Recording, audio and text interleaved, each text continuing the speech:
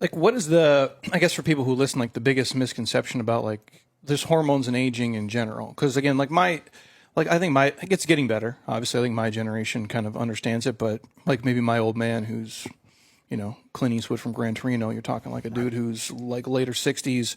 They're like, this is nonsense, or they just think there's so much negatives that go into it, or they don't have an understanding of it.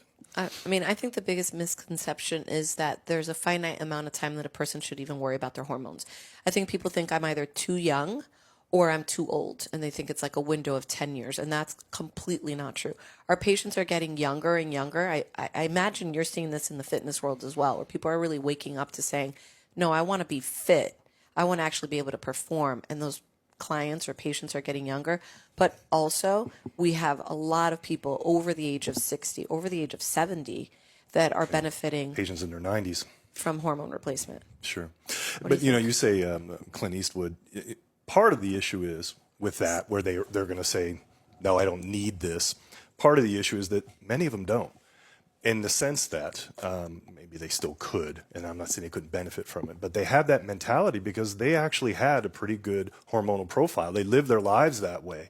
And now we've seen a generational decline, let's say in men, of testosterone and sperm from the sort of Clint Eastwood baby boomer down to Gen X, down to the millennials, and now inevitably this newest generation that are starting to just now come and see us, the Gen Zers.